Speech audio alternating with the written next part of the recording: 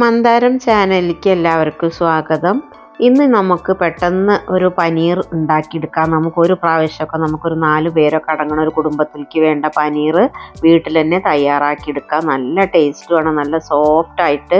എങ്ങനെയാണ് ഇത് തയ്യാറാക്കിയെടുക്കുന്നത് നമുക്കൊന്ന് നോക്കുക. അതിന് വേണ്ടിയിട്ട് ഞാനൊരു 1.5 ലിറ്റർ പാലാണ് എടുത്തിരിക്കുന്നത്. നമുക്ക് സാധാരണ പശുവും പാലും മതി, കൊഴുപ്പുള്ള പാല് പശുവും പാലായാലും മതി. മറ്റത് നമ്മൾ വാങ്ങിക്കുന്ന പാൽ ഏത് പാലും ആയിക്കോട്ടെ, അതെടുത്താൽ മതി. പിന്നെ ഞാൻ ഒരു ചെറുനാരങ്ങയുടെ നീരാണ് എടുത്തിരിക്കുന്നത്. ഇത് വെച്ചിട്ടാണ് നമ്മളിത് തയ്യാറാക്കുന്നത്. ഇനി നമുക്ക് വേണ്ടത് പാലും ഈ നാരങ്ങ നീരിൻ്റെയും പുറമെ ഒരു ക്ലോത്താണ്. നമുക്ക് അരിച്ചെടുക്കാൻ പറ്റിയ നല്ല വൃത്തിയുള്ള ഒരു ക്ലോത്ത് വേണം. വല്ലാതെ വലുപ്പമുള്ളത് എടുക്കരുത്, നമുക്കിത് മടക്കി വെക്കാനാണ്. അപ്പോൾ ചെറിയ രീതിയിലുള്ള ഒരു തോർത്തെടുക്കാം. ഞാനൊരു തോർത്താണ് എടുത്തിരിക്കുന്നത്. ഇനിയിപ്പോൾ വേറെ തുണി ആയാലും കുഴപ്പമൊന്നുമില്ല, നമുക്കത് അരിച്ചെടുക്കാൻ വേണ്ടിയിട്ടാണ്. ഇനി നമ്മുടെ പാല് നമുക്ക് തിളപ്പിച്ചെടുക്കുകയാണ് വേണ്ടത്. ഗ്യാസിൽ വെക്കാം.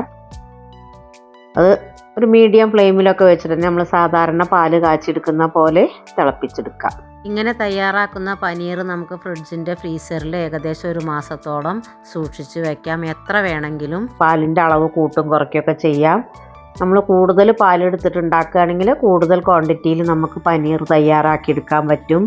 ഇത് ഞാൻ 1.5 ലിറ്റർ പാലിലാണ് തയ്യാറാക്കുന്നത്. അത് നമുക്കൊരു 4 പേരുള്ള ഒരു കുടുംബത്തിലേക്ക് നമുക്ക് കറി വയ്ക്കാൻ വേണ്ടിയിട്ടുള്ള പാകത്തിനാണ് എടുക്കുന്നത്.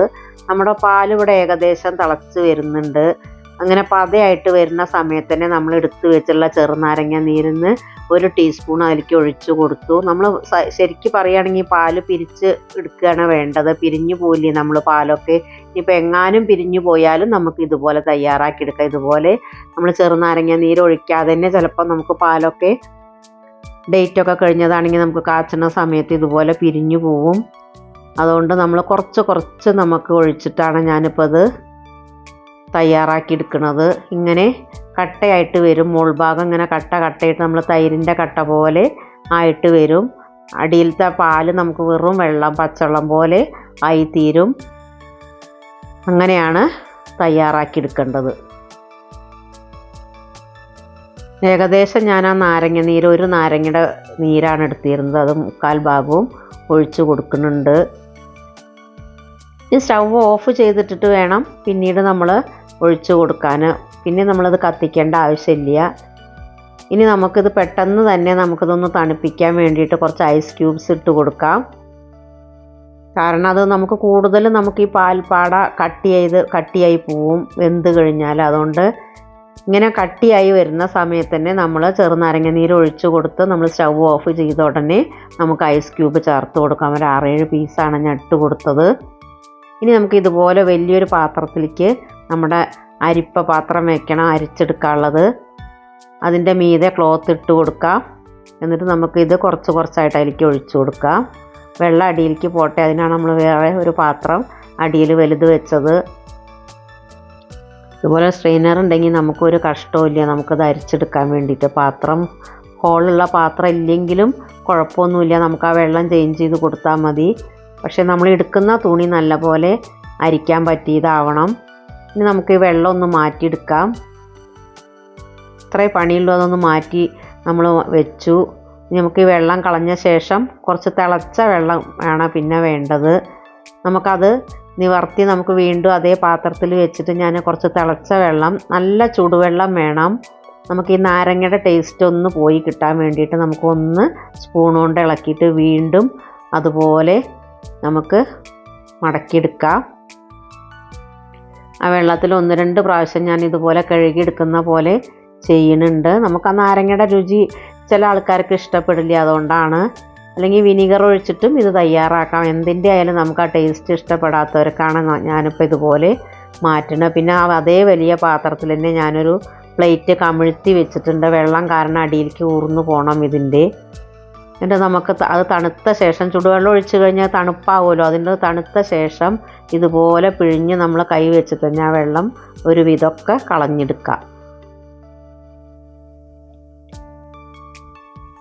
3/4 ഭാഗത്തിലധികം വെള്ളം നമ്മളിങ്ങനെ പിഴിയണ സമയത്ത് പോവും. ഇനി കുറച്ച് വെള്ളമൊക്കെ അതിലുണ്ടാവുള്ളൂ. അതും നമുക്ക് കളയാൻ വേണ്ടിയിട്ട് നമുക്ക് ഇതുപോലെ ഇത് ചുരുട്ടിയിട്ട് നമുക്കതൊന്ന് കൈ വെച്ചിട്ട് ഷേപ്പാക്കാം, റൗണ്ടിൽ ഷേപ്പാക്കി എടുക്കാം. അല്ലെങ്കിൽ ഇപ്പോൾ ചതുര സ്ക്വയറിലായാലും കുഴപ്പമൊന്നുമില്ല, അതൊക്കെ നമ്മുടെ ഇഷ്ടത്തിലാണ്. ഇത് ഈ തുണി വെച്ചിട്ട് തന്നെ നമുക്കത് ഷേപ്പാക്കി എടുക്കാം. പിന്നീട് നമുക്ക് ഈ വെള്ളം വാർന്ന് പോകാൻ വേണ്ടിയിട്ട് കുറച്ചൊരു വെയിറ്റുള്ള സാധനം അതിൻ്റെ മീതെ കയറ്റി വയ്ക്കാം. നമുക്കിപ്പോൾ നല്ല കവറിൽ കിട്ടുന്ന കടല, പയർ അങ്ങനത്തെ ഒക്കെ കനുണ്ടെങ്കിൽ അത് വെച്ച് കൊടുത്താലും മതി. ഞാനിപ്പോൾ ഈ ഇടിക്കണ ഇടികല്ലാണ് വെച്ച് കൊടുത്തത്. അത് കുറച്ച് വെയിറ്റ് ഉണ്ടല്ലോ. അത് വെച്ച് 1 മണിക്കൂർ കഴിഞ്ഞു. 1 മണിക്കൂറോളം അത് നമ്മൾ അങ്ങനെ വെക്കണം, വെള്ളം മുഴുവൻ വാർന്ന് പോകാൻ വേണ്ടിയിട്ടാണ്. അതിന് ശേഷം നമുക്കിതൊന്ന് തുറന്നു നോക്കുക. കണ്ടോ, ഇതുപോലെ നമ്മുടെ പനീർ നമുക്ക് കിട്ടിയിട്ടുണ്ട്. ഇതുപോലെയാണ് റൗണ്ടിൽ നമുക്കിത് കിട്ടുക. വെള്ളം ഫുള്ളായിട്ട് ഒഴിഞ്ഞു പോയിട്ടുണ്ട്. അതുകൊണ്ട് നമുക്കിത് വേഗം കൊട്ടിയെടുക്കാൻ പറ്റും. കമിഴ്ത്തിയെടുത്താൽ മതി. ആ കല്ലിൻ്റെ ഷേപ്പാണിത്, അതൊന്നും കുഴപ്പമില്ല. നമുക്കിത് മുറിച്ചെടുക്കാനുള്ളതാണ്. നമ്മൾ കടയിൽ നിന്ന് വാങ്ങിക്കുമ്പോഴും നമ്മൾ മുറിച്ചിട്ടാണല്ലോ ഉപയോഗിക്കുന്നത്. മുറിച്ചെടുക്കണ സമയത്ത് ഇത് തീരെ പൊടിഞ്ഞു പോവില്ല. അങ്ങനെയാണ് നമുക്കിത് കിട്ടുക. സ്ക്വയറോ ഡയമണ്ട് കട്ടോ എങ്ങനെ വേണമെങ്കിലും നമ്മുടെ ഇഷ്ടത്തിനനുസരിച്ചിട്ട് നമുക്കിത് മുറിച്ചെടുക്കാവുന്നതേ ഉള്ളൂ. എത്ര ഈസി ആയിട്ടാണ് നമ്മൾ പനീർ തയ്യാറാക്കിയെടുത്തതല്ലേ. ഇതുപോലെ നമുക്ക് ഓരോ കഷ്ണമായിട്ട് ആദ്യം കട്ട് ചെയ്യാം. അതിന് ശേഷം നമുക്കിത് സ്ക്വയറായിട്ട് മുറിച്ചെടുക്കാം. ഞാനിപ്പോൾ ഇങ്ങനെ സ്ക്വയറായിട്ട് തന്നെയാണ് മുറിച്ചെടുക്കണം. ഈ സൈഡിലത്തെ പീസൊക്കെ നമുക്ക് കറി വയ്ക്കുമ്പോൾ അതിൽ ചേർത്ത് കൊടുക്കാം. ഞാനിപ്പോൾ അത് മുറിച്ച് കാണിക്കുന്നില്ല. ഇത് നിങ്ങൾക്ക് സ്ക്വയറായിട്ട് മുറിക്കുന്നത് മാത്രമാണ് കാണിക്കുന്നത്. കണ്ടോ, നല്ല സ്പോഞ്ച് പോലെ മാർദ്ദവമായിട്ടാണ് നമുക്കിത് കിട്ടിയിരിക്കുന്നത്. നല്ല രുചിയാണ്. ഇത് വെച്ചിട്ട് തന്നെ ഞാനൊരു കറി നിങ്ങൾക്ക് തയ്യാറാക്കിയിട്ട് ഞാൻ വീഡിയോ ഇടുന്നതാണ്. ഏത് തരത്തിലുള്ള കറി വേണമെങ്കിലും നമുക്ക് ഇതുകൊണ്ട് വയ്ക്കാം. പനീർ കറി ഇതുപോലെ നമുക്കിപ്പോൾ കിട്ടിയിട്ടുണ്ട്. എൻ്റെ വീഡിയോ നിങ്ങൾക്കൊക്കെ ഇഷ്ടപ്പെട്ടു എന്ന് വിചാരിക്കുന്നു. ഇഷ്ടപ്പെട്ടാൽ ഒന്ന് ലൈക്ക് ചെയ്യുക, ഷെയർ ചെയ്യണം, സബ്സ്ക്രൈബും കൂടി ചെയ്തേക്കണം. എല്ലാവരും ഒന്ന് ഇതുപോലെ ചെയ്ത് നോക്കിയിട്ട് അഭിപ്രായം പറയാൻ മറക്കരുത്. ഇനി ഞാൻ മറ്റൊരു വീഡിയോ ആയിട്ട് വരാം.